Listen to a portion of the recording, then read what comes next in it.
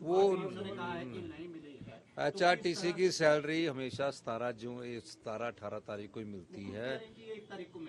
नहीं, हाँ तो खुद कह रहे तो 14 तारीख को मिली, आजकल में मिल जाएगी। HRTC का भारतीय जनता पार्टी ने पिछले 3 साल से ओवर टाइम नहीं दिया था, नाइट नहीं दी थी। मैंने उनकी ओवर टाइम और नाइट की आधी पेमेंट कर दी है और आधी हम वो करने जा रहे हैं। भारतीय जनता पार्टी से पूछा जाना चाहिए ना कि वो 3 साल से उनके नाइट और ओवर टाइम क्यों नहीं दिया गया। और जो सैलरी की बात है मेरे समय से नहीं है, हमें तो अभी 6 महीने हुए सरकार में आए। हम तो जो व्यवस्था बिगड़ी हुई है उसको ठीक कर रहे हैं, लेकिन ये दृष्टिकोण अपनाना कि हम पर दोष लगाना गलत बात है। आज तो दिल्ली के पत्रकार HRTC की सैलरी के बारे में पूछ रहे, मुझे तो समझ ही नहीं आया कि वो दिल्ली के बड़े बड़े, आप लोगों ने नहीं सवाल पूछा, आपने जो राज्य से, वो आगे हमसे पूछ रहे हैं कि आप बताइए कि HRTC की सैलरी क्यों नहीं दी। तो ये चीजें कहना गलत बात है। हिमाचल राज्य अपने पैरों पर खड़ा होगा। अगले 4 साल में हम अपनी अर्थव्यवस्था को पटरी पर लाएंगे और 10 साल में हिमाचल प्रदेश को हिंदुस्तान का सबसे समृद्धशाली और अमीर राज्य बनाएंगे। ये जो सैलरी है ये कारपोरेशन की है। अभी सचिवालय में खड़े किसी सरकारी कर्मचारी के पास जाके इंटरव्यू तो लीजिए कि आपको सैलरी मिल रही नहीं मिल रही। पर एक प्रकार से सरकार को बदनाम करने की कोशिश एक साजिश के तहत हो रही है। और सिर्फ एक सरकारी कर्मचारी, जहां सिर्फ 10-15 हजार एम्प्लॉइज है, हिमाचल में तकरीबन 2 लाख सरकारी एम्प्लॉइज है, तो सरकारी कर्मचारी की जो HRTC की सैलरी वो 14-15 तारीख को ही मिलती है। बीजेपी का आरोप है, क्या लगता है आपको कौन लोग हो सकते हैं जो इस साजिश? पता नहीं, कुछ लोगों को दिल्ली से सुबह सुबह फोन आ गया, मुझे फोन आ गया कि इनकी सैलरी नहीं मिल रही। अरे प्रदेश में और कार्य हो रहे हैं और कोई ऐसी घटना घटी, जैसे ये तो काफी लोग दिल्ली से पत्रकार पूछ रहे हैं कि सैलरी नहीं मिल रही। पता नहीं किसके तहत। आज तक तो सवाल नहीं, पिछले महीने भी उनको 15 तारीख को सैलरी मिल रही, इस महीने भी 15 तारीख को सैलरी मिल रही, पिछले 10 साल से 15 तारीख से सैलरी मिल रही है। पर आज पता नहीं मुझे खुद भी नहीं समझ आया कि क्यों ऐसी बात है। उन्होंने जनसभा में कहा कि कांग्रेस की अपनी गारंटी नहीं है और 10 गारंटियां दे रही है अलग अलग राज्यों में जाकर, इस तरह का बयान उनकी तरफ से। देखिए, नड्डा जी राष्ट्रीय अध्यक्ष है भारतीय जनता पार्टी के, तो उन्हें अपनी बात कहनी पड़ती है अपने राज्य में आकर।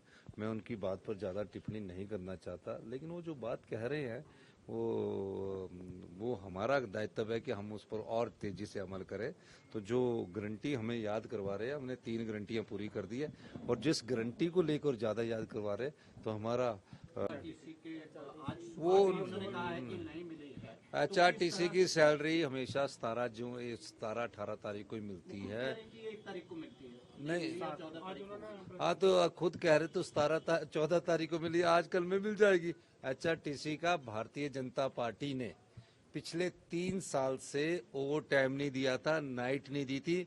मैंने उनकी ओवर टाइम और नाइट की आधी पेमेंट कर दी है और आधी हम वो करने जा रहे हैं। भारतीय जनता पार्टी से पूछा जाना चाहिए ना कि वो 3 साल से उनके नाइट और ओवर टाइम क्यों नहीं दिया गया।